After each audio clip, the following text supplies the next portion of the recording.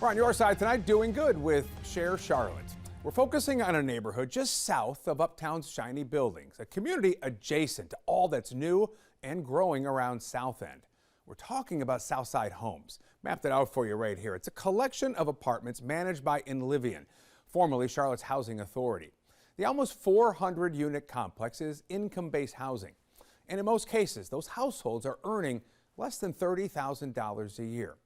No one living there wants that to be the end of their story. They want it to become a beginning to something better.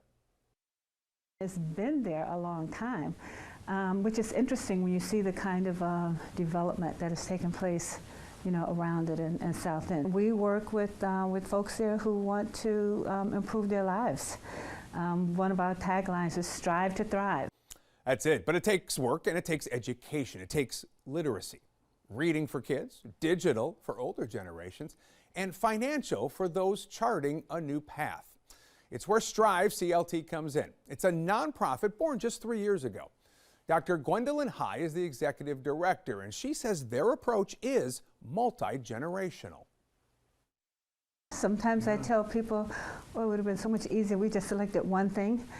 But Jamie, when I think about who I am, and when you think about people who are successful doing things, they've had a lot of things along the way to help them out. And for Strive CLT, it all started with young ones. We started right after the pandemic, and we know that there was a struggle.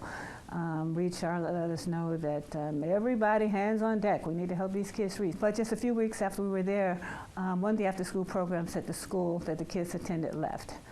And we thought, okay, we want to be able to help in reading, so we started an after-school program, and it was one of the best things we could have done because it allowed us to build relationships with families in the community. What kind of success are you seeing? How much development are you seeing with some of the children that you've been working with now? What we have seen is kids really understand how important it is to read and to have a greater appreciation for books and reading and how much it helps them. Now, we said Strive's efforts are for all age groups, including those 60 plus.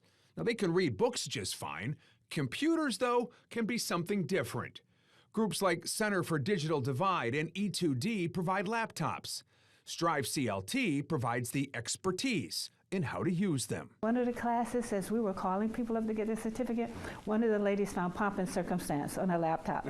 and she said, and I would say, now, remember what do you do when you go to graduations and people, and they're cheering for each other. So just a great confidence booster. The third focus is financial literacy. Because we all have challenges with that, and so I have two board members who have financial backgrounds, and they jumped at the opportunity to do it to the point where they're calling me, do they need us again? Cheryl Grove has worked in banking for 20 years and leads the training program. We talk about budgeting, we talk about saving, we talk about how to identify your financial needs, we talk about goals. Does it feel overwhelming sometimes, for families who are dealing with a financial crisis? It does feel overwhelming sometimes because there is a lot of financial crisis out there. So with that in mind, I also like to tell even the participants and tell them just how to give them some ideas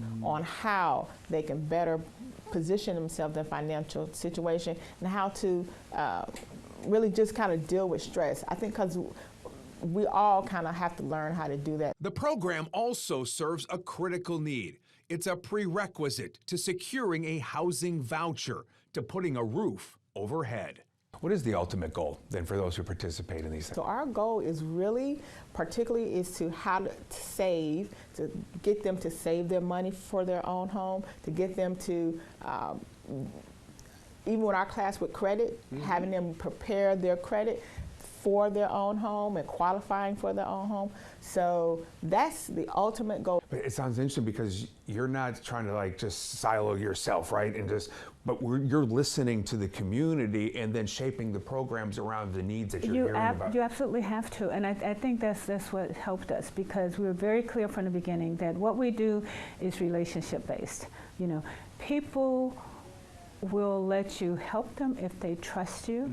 That you really care about them, that you're not there for a transactional thing. You're not there just to drop off something and then maybe show up later, but you're there for the long run. Doing a lot of great work. And if you have any of these literacy skills that we talked about, Strive CLT could use your help as a volunteer. They also have an Amazon wish list to help kids with the books that they need. You can learn more by going to the Share Charlotte website and search for Strive CLT, or you can scan that QR code on your screen right now. All right, we're on your side.